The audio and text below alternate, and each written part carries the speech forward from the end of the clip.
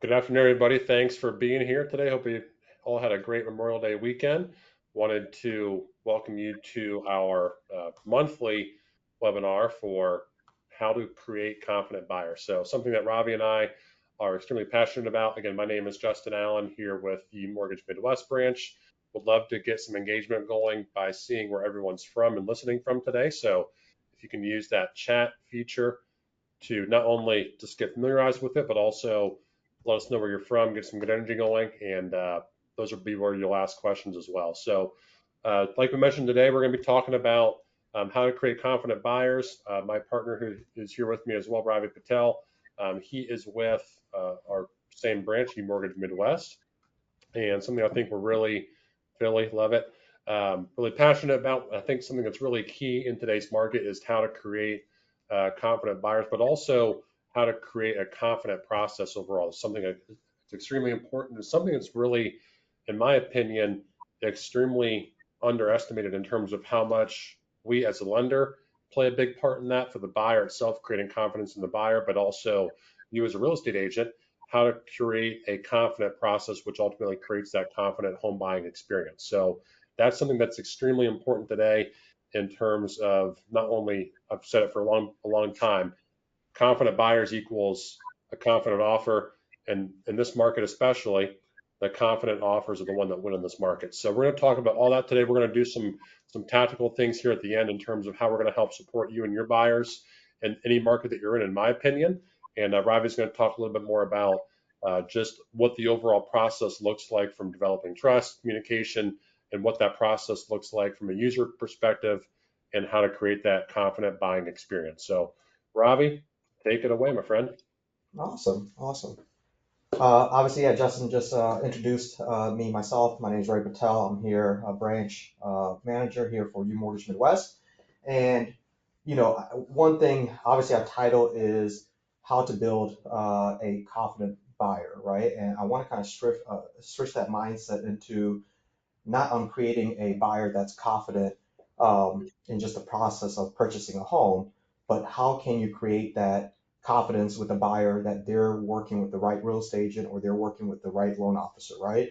So I want you to switch your mindset into like, how can I implement or what can I implement during my home buying process from start to finish when it comes to the initial conversation that you have with a buyer to when they get under contract, to everything that happens during the process of purchasing a home, to closing and afterwards, to where the home buyer can say, you know what, I made the right choice for me and my family to use XYZ real estate agent or to use ABC loan officer. Building trust obviously is important.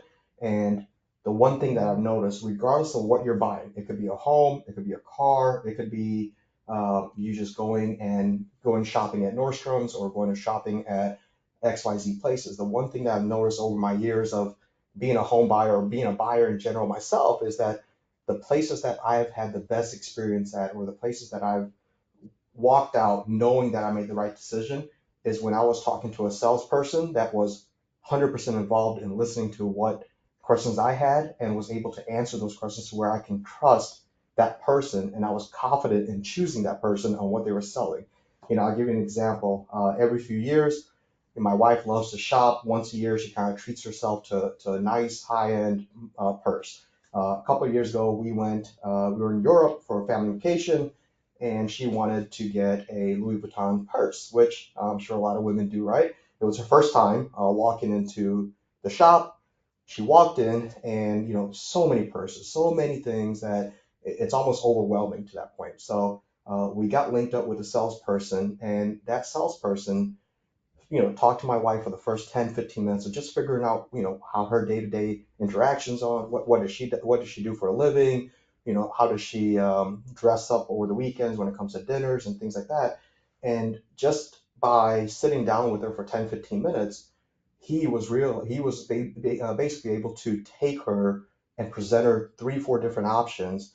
And when he presented these options, he was also able to answer all the questions when it came from, you know, where was the leather sourced from? Where was the inspiration for the purse? Where did that come from? Who was the makers from it came from Louis Vuitton? And then all the history behind it.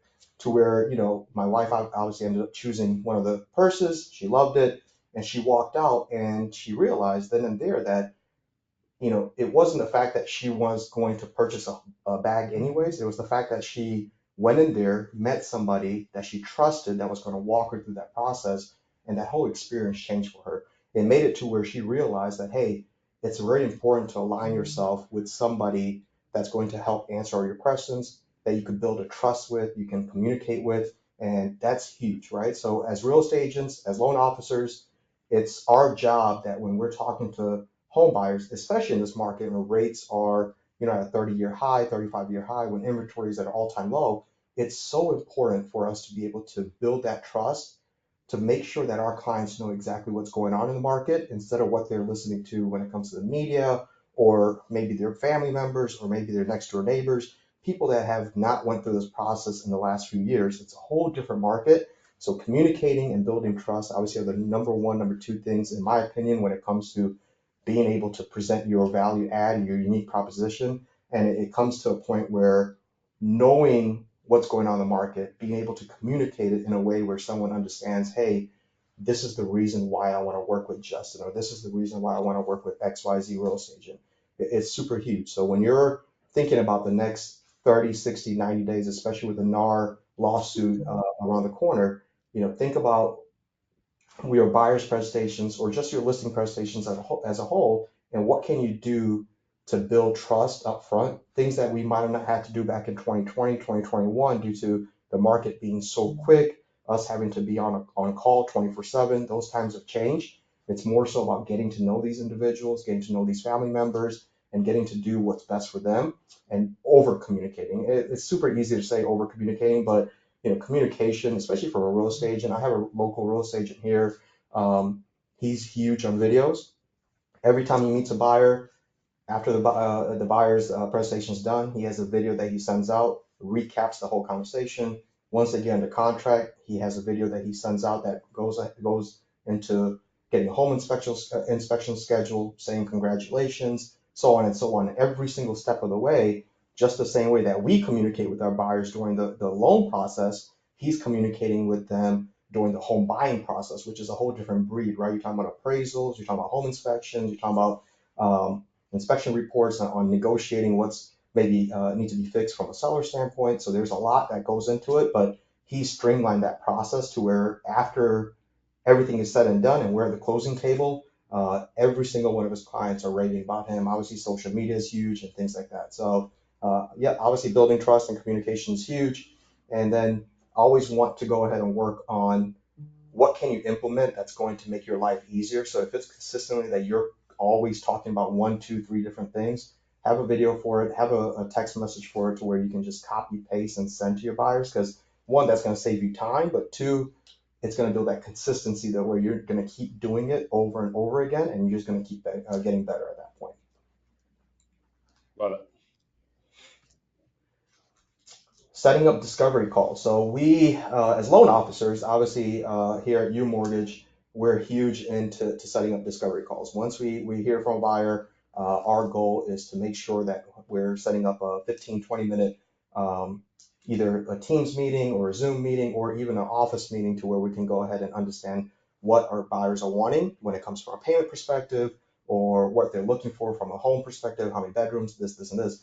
But from a real estate agent standpoint, setting up that initial buyer's consultation or seller's consultation, it's huge when you're presenting your your unique proposition, right? It's like, hey, home buyer, I'm a real estate agent, and I am here to help you. Obviously, look at homes, make offers, so on and so on. It goes deeper than that, right? If you find out that if your client is wanting to build a home, obviously you guys have helped many home buyers purchase homes or build homes and things like that. It's always great to relate stories from the past and let them know that, hey, in the past, things have happened to where a real estate agent was needed, I was needed. And because of that, I want to make sure that I communicate with you and let you know some of the things that can happen in the future. And that's one of the things to building trust. So we, obviously lenders, so many lenders, right? You can literally walk 5 miles down the road and find 25, 30 different lenders. Same thing with real estate agents. The main thing is who's out there telling their story, who's out there setting up those discovery calls, and actually listening to the buyers on what they're wanting to achieve, what their objectives are, and figuring out that, hey, if your objectives are X, Y, Z reasons, well, this has happened in the past with some of my clients, and this is how I've taken care of these issues. So setting up the discovery calls, and then when you're on these calls, make it about the client themselves, right? Make it about the clients. How many kids do they have? How many pets do they have? When is their birthdays? What's their favorite color? What's their favorite sports team? Maybe their favorite drink, so on and so on. And the reason why you want to do these things is because the more information you know from day one, the easier you can go ahead and cater that entire process to that individual person to where it makes it unique, right? If you're a real estate agent, and it works for a lot of real estate agents, don't get me wrong, but if you see real estate agents or even lenders, they're always at the closing table and they have the same gift, right? The cutting board or the knife, and everybody's getting the same thing. Well, if I knew that Justin was my client, and I can just tell, obviously you can tell Justin he's an Ohio State Buckeyes fan, if I go in with something that is a housewarming gift that is related to Ohio State, it's going to make more of an impact, not just for him, but for his family, because they're going to be like, oh, Robbie took the time to get to know who I am as a person, or what my hobbies are, or what do I do on the weekends, and things like that. So use those discovery calls to get involved with your clients in a sense of like figuring out how you can cater that entire experience from start to finish to make sure that it wows them, because that's the whole game here, is the wildest client, right? There's a reason why people go and shop at Nordstrom's more so than they do at any other high-end, retail shop. And the reason is because anytime you walk into a Nordstrom, the salespeople that are on the floor, they are creating that wow experience. They are building something around you and only you, as if you're the only client that's in that entire department. So try to have that mindset of that standpoint. I think, Robbie, too, to that point, and a lot of great points there. I think we're not going to talk about this today at all. You're all tired of hearing about this, but with the NAR settlement coming up, and or NAR changes, I should say, coming up in July or August, whenever that date got pushed back to, I think those that can ask the best questions and those that can articulate their value the best and the most will be just fine in that post NAR world, right? So going back to your point earlier, just that all starts primarily a lot with that discovery call. So if you can articulate your value sooner, quicker, and doing it in a better way than your competition down the street, that's going to separate yourself from others, right? So being able to ask those open-ended questions, being able to ask the right questions to understand what their needs are, what their drivers are, their why behind why they're buying a house, because you'll realize, obviously, and you probably see this every day, everyone's situation is different, everyone's needs are different, everyone's why may be different, right? So if you're able to get to that sooner and build your value around each customized situation that you work with, you're going to be just fine. Yep. And discussing expectations and timeline requirements of the loan process. Obviously, we tell our agents all the time that, you're real estate agents and we're the loan officers. We're the ones here that are going to help your clients throughout the whole loan process. It's our job to make sure that we educate our clients on what to expect from day one all the way to day 10, 20, 30, however long that closing process is taking. If they're building a home, or if it's a short close, or if it's an estate sale, whatever type of different sale it is, we're going through all that expectations. We're going through all the requirements, such as appraisals, home inspections, title, and it goes on and on, right? And we take a lot of these things for granted because we've been doing it for X amount of years. Or we've done so many transactions over X amount of years, and some people here on the chat right now, or in the meeting, might have only got their real estate license in the last 3 months or 6 months, and some might have got their license 6 years or 12 years ago. Regardless of what that is, what I've noticed is over the past few years, everyone's taken everything for granted in the sense of what they do day in, day out. When it comes to just a small, minute thing of, hey, here's 2 referral or 3 referral sources for home inspectors. They're great. That right there, from a real estate agent's perspective, is you worked for many, many deals, and you worked to build these relationships with so many different home inspectors that you've narrowed it down to 2, 3 different people. That's your resource. That resource is something that is a value add for a home buyer that's in the purchasing a home. So to be able to showcase that value add of like, hey, these are the things that we're going to be doing for you, and these are the expectations from a timeline perspective, and these are the requirements from either the home buying process or the loan process. being able, like Justin mentioned on the slide before, being able to explain that in detail is going to be key moving forward. And the reason why is because obviously the media has it to where we do the bare minimum to get this commission check or whatever the case is, and that's just not the case. The things that we all go through day in day out, there's a lot that goes in through goes into helping a home buyer purchase a home. I always tell my clients that it takes a village to get to the closing table. So being able to explain that and being able to mention the minimum requirements of the loan process, it all starts with that discovery call. And then there's trigger points in the middle when it comes to taking the loan application, to getting pre-approved, to helping them get under contract when they're making offers, making sure that we're reaching out to the listing agent, making sure that we're doing what it takes to make sure that pre-approval letter is on top instead of the bottom of the pile, if that means we need to close in 10 days or if we need to close in 60. Or do we need to put an appraisal gap in there? Do we need to talk about XYZ reasons of what's going to make sure that the sellers are going to look at our pre-approval letter, look at the offer that you put on the table, and make sure that that's going to stand out.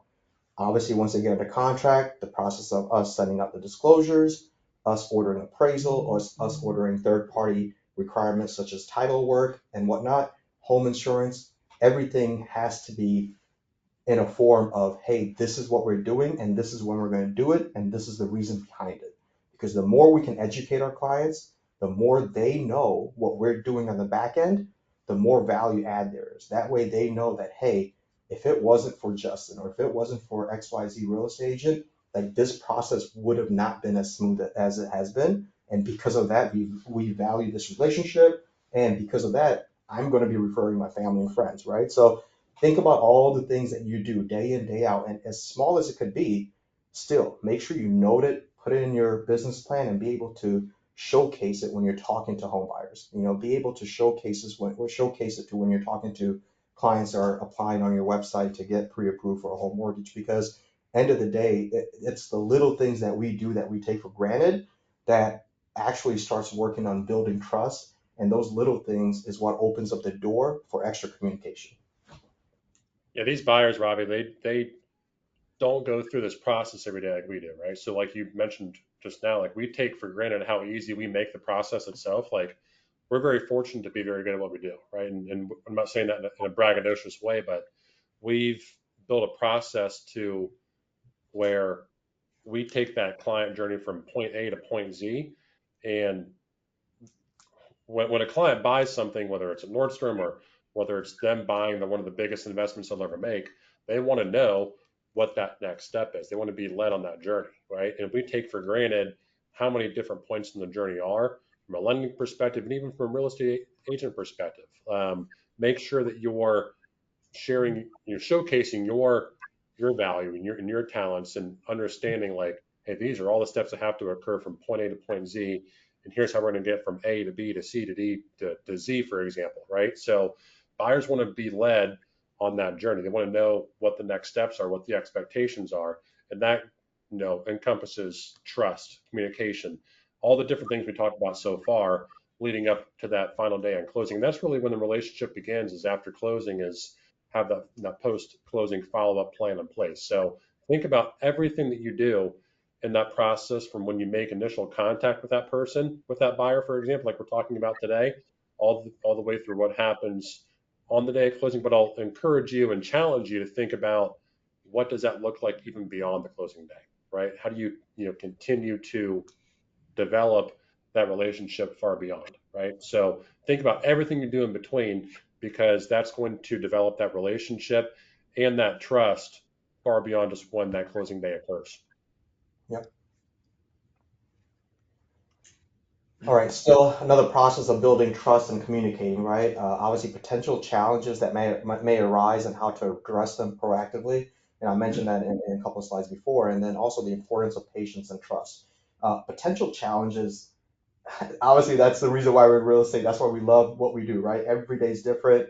Every deal is different. There's always something that can pop up that, you think everything's just going real smooth and something happens and it just kind of throws a monkey wrench in the whole deal. And a lot of us that are really, really good at what we do, a lot of us fix the issue without anyone knowing that there was anything even wrong with this process, especially the clients, because we don't want we hate to have them stressed for no reason.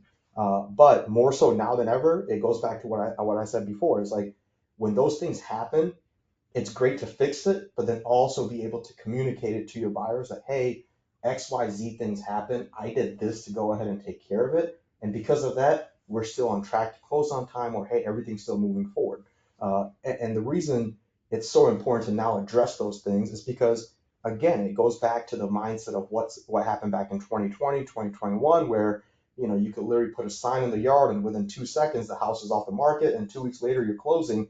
It's almost as if we made it seem too easy to where now everyone thinks that it's just easy. What we do is easy and it should just, we should just be able to get to a closing table within a week and a half or 2 weeks. Now, there's a lot of issues. We got title issues that can come up with the seller liens, buyer liens. We can have appraisal issues that come up with with repair orders. We can have issues that come up when it comes to cash to close issues with home buyers that might not have enough money to close or whatever.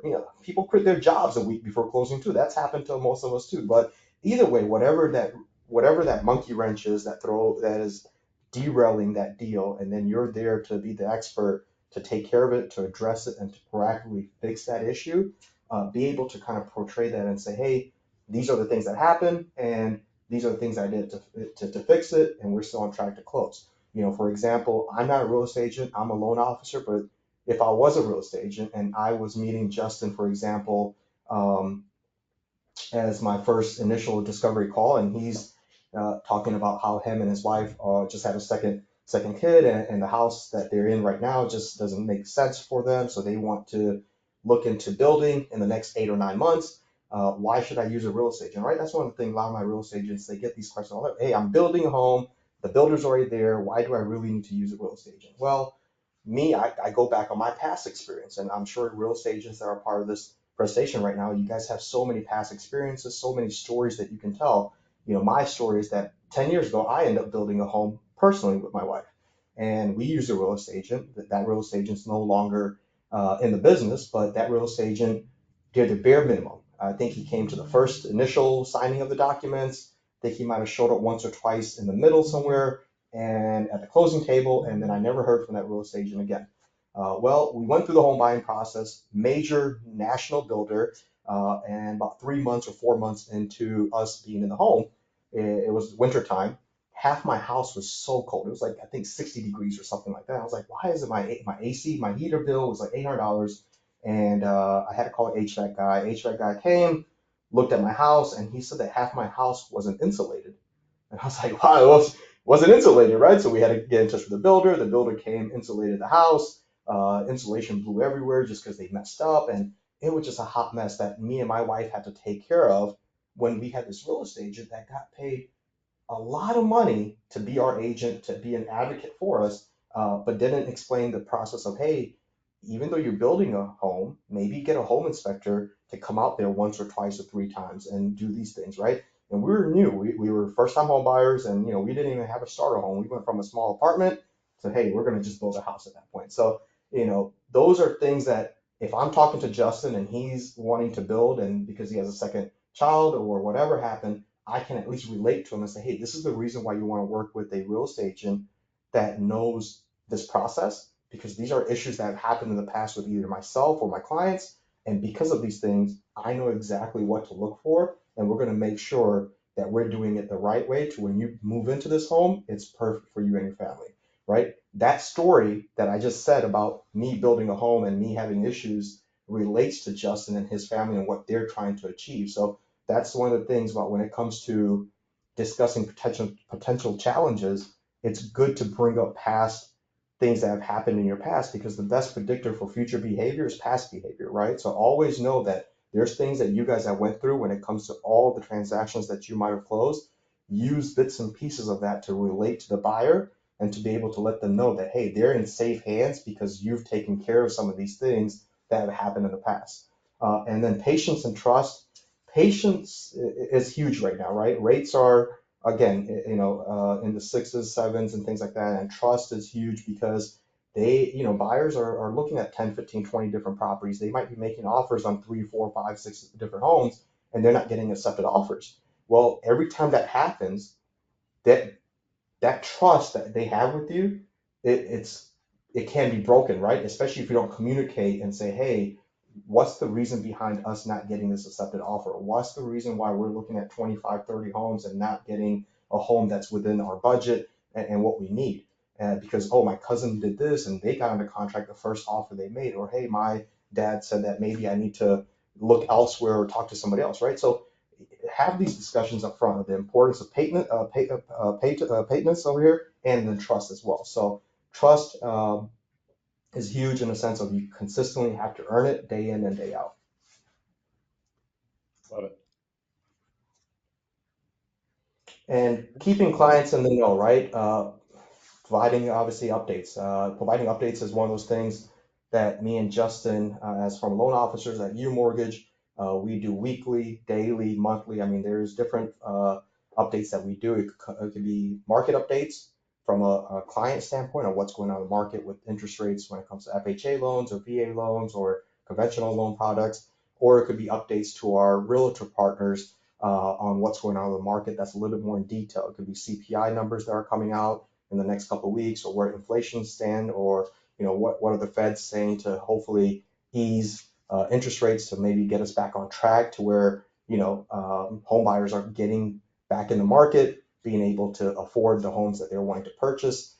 So from a real estate perspective, it's the same thing, right? The best thing that real estate agents can do is if I know that Justin is looking at XYZ area, my goal would be that to go ahead and get a 90-day snapshot of what homes have sold in the price range that he's looking for. How many days did it take for that house to go off the market? Did it go at list? Did it go above list? Did it go below list? Was it a cash offer? Did they need a mortgage? Those details matter because they can provide Justin and his family a exact market update on what to expect when they're out there looking at homes, right? If they see a home and homes have only been on the market for maybe a day or 2 days, well, they know they can't go home and sleep on it. They have to make an offer. Like you have to be ready to make that offer. And that's where that confidence comes in, that confidence that they have in you as their real estate agent or their lender, and the confidence that you have in them to be educated enough to say, hey, yes, this is it. This is the home we want. Let's not wait. Let's go and drop the offer. I already talked to Ravi. He talked about an appraisal gap for X amount, and we can close in 10 days. Let's make the offer to where the sellers are going to look at it, and they're going to go and put our offer on the top of the list at that point. Yeah, I think there's, to Ravi's point, I'm going to talk a little bit more about education. So, like Ravi talked about education, like it's so important, especially in this market with how the market is. Like buyers have a lot of concerns, right? So if you think about, I would argue maybe two. If you ask a buyer, like, hey, what are your two main concerns right now, or why are you waiting to buy a home, for example, it's going to come down to two things. It's going to come down to one, I want to wait for rates to drop, or two, I want to wait for home prices to drop. Those are really the primary drivers of buyer behavior right now in terms of why they may be on the sidelines. So education is something that I mean, Ravi and I are both extremely passionate about. I pride myself in our business in education. And I think when you, from a real estate agent perspective, when you're working with a lender, hopefully it's us, and we're constantly focusing on this every single day from an organization, is don't think of your lender as a lending partner. Think of them as a conversion partner, especially in this market. It's important for your lender to help convert your buyers into winning offers. And that's kind of what we're talking about today. And that comes down to creating confidence, right? Robbie talked a lot about creating a confident process that you can, relay onto your buyers. But now it's also important to how do we create confidence in that buyer? And that comes down to education. So I think, especially for a lot of first-time home buyers, which is really unfortunate, there's there's somewhat of a financial literacy crisis throughout our country, right? There's not many courses that are taught in high school. There's not many courses that are taught in college that you have to be required to take. So when a lot of first-time home buyers enter the market of buying a home for the first time, they, I don't say this in a negative way, they just really don't know what that next step is, or how to even get the process started, or what an appraisal gap is, all those different things that we're educating our buyers about. So a little bit about my story and why I pride myself specifically on education, and as does our team. is similar to Ravi's parents or Ravi himself. My parents built a home, and that led them to make a lot of financial mistakes along the way after that home was built, whether it was credit card debt or just making wrong financial decisions. Buying a home can be a beautiful thing. It can be an extremely rewarding experience, but it can also be an experience to where it can lead to other financial downfalls. And we want to make sure, from a conversion partner perspective and a lending partner perspective, we're a gatekeeper, so to speak, when that comes to making sure that we're helping buyers achieve their goals, as you are, as well as a real estate agent, but also we're helping them make sure that we're setting them up for financial success through the power of homeownership once that closing does occur, and developing that lifelong relationship. So a few things I want you all to think of yourselves about is, don't think of yourself as a real estate agent. Think of yourself as a real estate advisor. Advise them on what that process looks like Robbie mentioned. Really think about different financing options that are out there that can help your buyer win. And then what I mean by that is, you don't have to know like the ins and outs of what financing options are, or how they can relate to the buyer. That's what our job is. That's why we're conversion partners. But at least know what options exist so you can guide your buyer on the right path to achieving their goals. So a few things we're going to talk about here today is something that we're constantly talking to buyers about in different conversations around the cost of waiting. So that's kind of relating to the question of, hey, I'm going to wait for rates to drop, or I'm going to wait for home prices to drop. Those are conversations. I just had one this morning with a buyer on. I'm sure you're having the same conversations as well in your market. I think we see a lot of that in the different markets throughout our country here. We're going to talk about appraisal gaps, and we're going to talk about um, some NAR things in terms of commission gaps as well. In terms of, if the seller's not paying the commission, how can the buyer be confident to make sure that you, as a real estate advisor, are being paid what you're obviously worth in that transaction. So we're going to talk about those three things, get tactical on a few things. And that way, my goal for when you leave this call here in the next 20 or so minutes, if not less, how we're going to be a conversion partner to you, not only Bravi and I, but also UMortgage as a whole, and something that we're practicing and training on literally every single day. So let's take a look at a few things here. I'm going to talk a little bit more about, go back here, get out of this. Okay, I'm going to start with this one first. This is something I actually shared with the buyer this morning. So this is something that and to take a step back on this, this is something that we share with every single pre-approved buyer. So it's something that allows us to visually educate buyers on. I think visualization from a buying perspective is huge.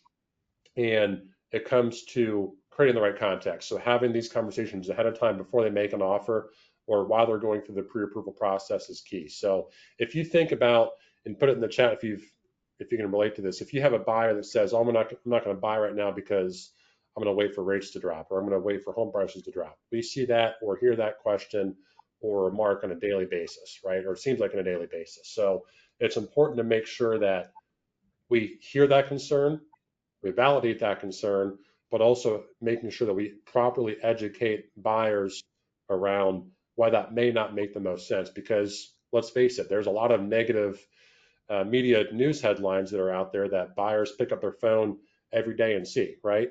I see the same thing. Rob obviously sees the same thing. I'm sure you do too, as real estate advisors. So it's important to make sure that we're being the true local market experts when it comes to making sure we're making or helping our buyers make the right financial decisions. So this is something I talked to a buyer this morning about, because this buyer came to me saying, hey, I want to buy right now. I have the goal of buying a home right now. Our family's growing.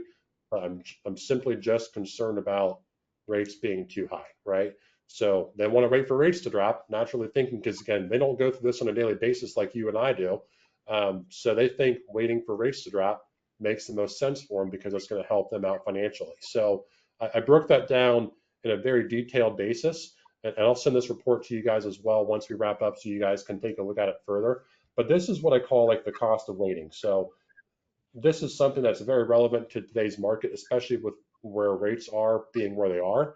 Same thing with home prices. Home prices keep increasing. So how do we create confidence and a buyer that comes to us not feeling confident with where rates are or where home prices are heading, how do we shift that mindset? So this is a buyer that wanted to look at a $400,000 purchase price, or the list price, I should say. They were thinking about going $10,000 below listing price because that home had been on the market for a couple weeks. They had some leverage going into it. We don't see a ton of that in this market here in the greater Cincinnati or Midwest area. A lot of homes right now are going above asking price, which creates commission or appraisal costs, which we'll get into. So this is more of a rarity, but we did see this previously in certain price points. So went over the monthly payment. Their monthly payment was just over $3,000 in this case. They were going to put 10% down. That was their cash to close. So from a cash to close perspective, they were confident with it. They were just a little bit concerned about their monthly payment. So what we instead talked about doing is, hey, let's not offer 390 in this example, but let's offer $400,000, give them everything they're asking for from a purchase price perspective. But let's use that $10,000 instead to ask for a seller credit to reduce the interest rate. Buyers don't think about how the interest rate matters more than the purchase price reduction. So we kept the purchase price at $400,000 and it moved the interest rate down to the below 6.5%, and that makes a big difference to their monthly payment, and their cash to close relatively stays the same.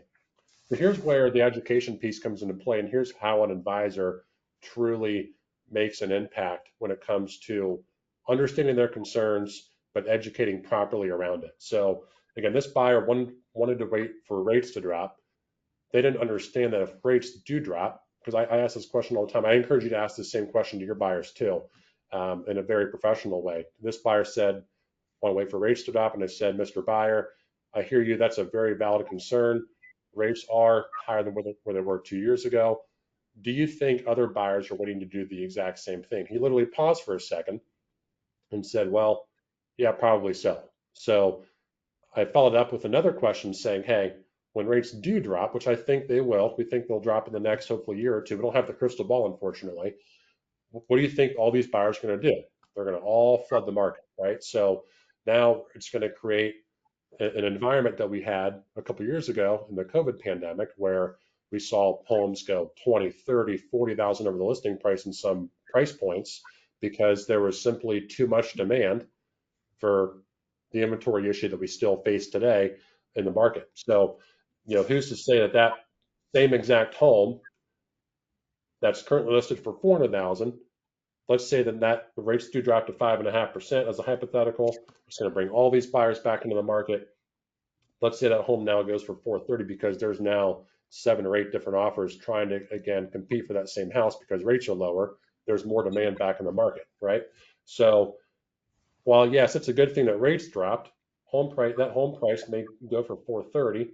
There's really not big of a difference between this option here and this option here. It sounds good on paper that rates have dropped, but at the end of the day, you're paying more out of pocket now because you are putting a larger down payment down at a higher price point.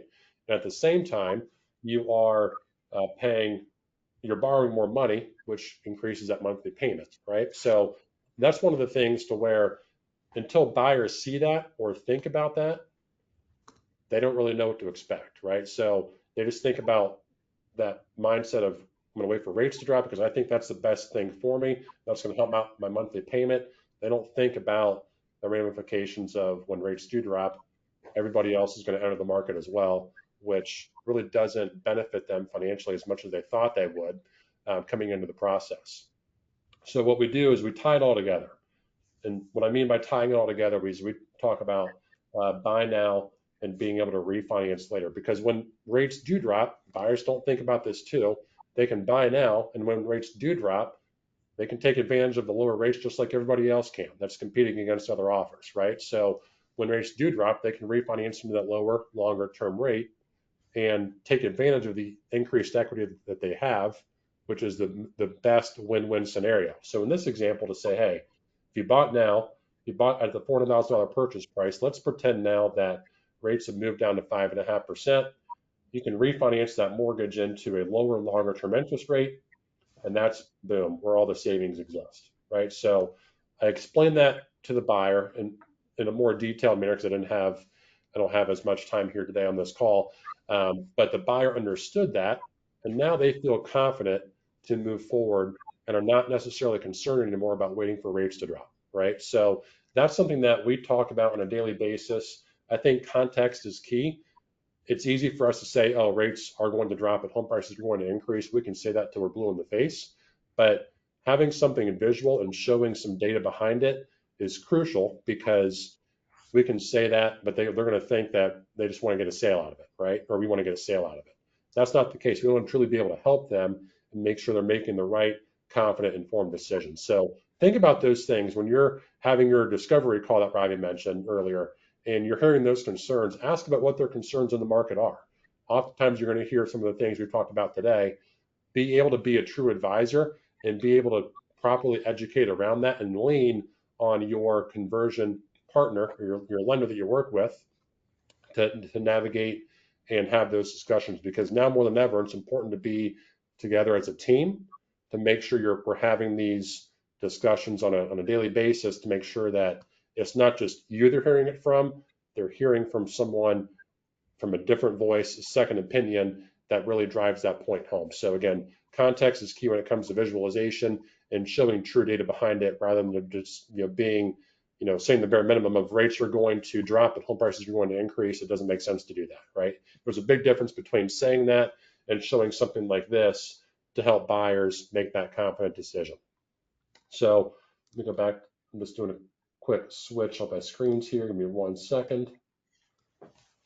Rob, anything you want to add to that? I know we do this on a daily basis. Anything you want to add? I think the difference now, when it comes to education, like I mentioned before, in 2020, 2021, where rates were like 2.5%, 3%, it was so easy for any loan officer or any lender just to say, hey, your rate's 2.99, this is your cost, and buyers would just be so ecstatic because it was free money at that point that they didn't really care about these things, right? Now it's like for someone to purchase a home with inflation being at an all-time high and everything that's going around, when it comes to gas prices and so on and so on, it's so important for us to be able to provide that education to where the home buyers aren't purchasing a home and then a month later, 2 months later, they're having, buyer's remorse, and then they're going through like living check to check in a sense of like where they're having to use credit cards just to pay for bills and so on and so on. So like, there was an article that I read this morning where I said I think like 4 out of 10 home buyers that bought in the last year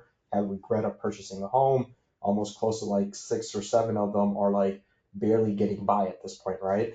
And I can say I know loan officers here at UMortgage, Justin and I, we pride ourselves on making sure that we are letting our clients know exactly not just what their monthly payment looks like, but then also what's going on with their car payment, what's going to happen the next year or two when it comes from an income perspective for your job, if you're going to get raises or things like that, or do you have another car that you have to purchase in 6 months, or whatever the case is, electric bill, water bill, things that aren't even included from a monthly debt perspective, right? When we're trying to get a client pre-approved, these are conversations that we're having to have because again, we want to make sure that they're not going to have buyer's remorse, but at the same time that they're educated that there's so much that goes into becoming a homeowner. It's not just, hey, I have keys to my house, I'm no longer paying the landlord, thank God. No, you got the mortgage payment, you got electric, water, cable, internet, you got, God forbid something happens within the first year, if you don't have a home warranty or a home insurance, or if it's not covered or the deductible's high,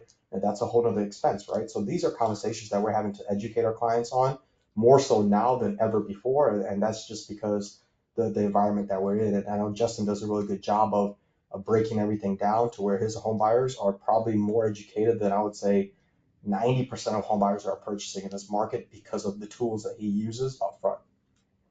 Yep, I appreciate that. So I think us as a whole, from an organization level, again, we're constantly brainstorming. Literally every single day, we have what's called a sales huddle where we're talking about different topics, and oftentimes it's outside of what just the actual mortgage is. So, an encouragement I would have to you as a real estate advisor is think beyond just that consumer or your buyer buying a home, right? Think, make sure you're asking, better and the right questions up front, and don't be afraid to ask about what their situation looks like outside of their home, right?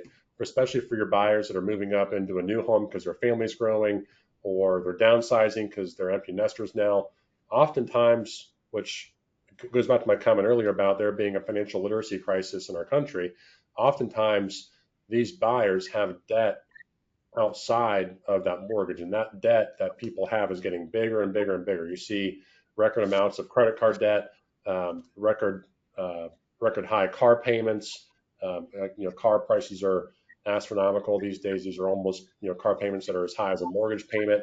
So all these things, like oftentimes it's very, very rare that a buyer or a consumer just has a mortgage debt, right? They have all these other things outside of that. So it's something we're constantly talking about too, and being a true advisor to them is thinking about how can we not only improve their home loan situation, how can we improve their overall financial situation to make sure we're helping them achieve financial freedom faster, which by the way is done through the power of homeownership, right? Like I said, homeownership can be done or can be such a beautiful thing when it comes to creating financial freedom if it's done in the right way. And that's something that we want to be able to help with. And I would encourage you to make sure from a real estate advisor perspective, you're doing the exact same thing too. So the last thing I want to share with you here before we get to some questions, and I want to get some engagement from the audience. Um, Give me a thumbs up or some sort of confirmation if you have told a buyer before, hey, we have to go probably 15, 20,000 over the asking price on this property we're making an offer on right now to have a chance to get the offer accepted. Let's see some engagement if, let's see, Christian, yep. So I'm sure any advisor or real estate advisor on here, Jessica, yep, has told the client that. Very easy to do. Again, going back to my comment earlier, context is key when it comes to that. We can't, it's hard for us to, have a buyer be confident about doing this. If I'm Jessica, for example, saying, hey, Justin, you have to make an offer that's probably 20,000 over the asking price on this property to have a chance at getting this offer accepted. If I'm the buyer and I haven't been through this process before as a first time home buyer, especially, I'm going to be not so confident in doing that because I don't know. I haven't done that before, right? So it's important to make sure you're leaning on your partners for these types of conversations to understand why they're having to do what they have to do in this market. We're seeing a lot of multiple offers right now. I'm not sure other markets. I know other markets throughout the country are seeing the same thing, especially the bigger markets. So I'm sure you're having to have this same conversation. So how do we take a challenging ask or request, say, hey, Rob, you got to make an offer 20,000 over. You're going to have a chance to win this offer, compete against 5 or 6 different offers that are out there. How do we take that uncomfortable conversation and turn it into a confident one that can actually win? So this is something to where we have to be able to articulate very clearly, like what happens if we offer 10, 20,000 over. And this is going back to Ravi's point earlier. Take a look back at your sales over the last 90 or 120 days in your market and see how many of those sales have occurred either at or above the asking price, whether it's 101%, 102%. Don't be afraid to share that data with that buyer because that leads to a buyer being confident to say, hey, this is what's happened from a data perspective over the last 3 months. Now it makes more sense why I have to be able to, do this or have to offer 20,000 over the asking price, which we'll get to here in a minute. On top of that, let's say we're having to offer 20,000 over, but by the way, we have to do an appraisal gap at the request of a listing agent to get the offer accepted, right? So now I'm being told I'm going to offer 20,000 over. By the way, I have to basically guarantee that if the appraisal comes in short, now what do I do? So those are like two big double whammies, so to speak, from a buyer's perspective. Hearing that, if especially if they're going through that process for the first time or they haven't bought a house in 10 to 15 years, this is all fairly new within the last 4 to 5 years, and it's all because it goes back to too much demand, too little supply. So again, educating buyers around that of why we're doing what we're doing is key. So this is a scenario I talked to a client about the other week. Very competitive listing. They were going also, ironically enough, very similar price point to my example earlier, but a $400,000 listing price. They were going to go in 400 or going at an offer price of 420. So we're going 20,000 over, right? Big difference between going at 400 versus 420. Again, the buyer wasn't confident about that because one, they're kind of almost at the top of their budget to begin with, and two, they're now thinking they're overpaying for a house that may not be worth that $400,000 or $420,000 offer that they're making. So this first example is saying, hey, if we make an offer at 420, let's say the appraisal comes back in at 420. Oftentimes it does, but there's some occasions where that appraisal comes in short because we're going so high over the asking price. So the buyer, and by the way, I'm having this conversation before the offer is made, right? Which is huge. Having this conversation before the offer is made creates that confident offer. So that monthly payment of $3,016 a month, their cash to close of $47,000 for everything, really encompasses their numbers. They were confident with those numbers. They really didn't really want to go much higher than that. So we were good at that price point.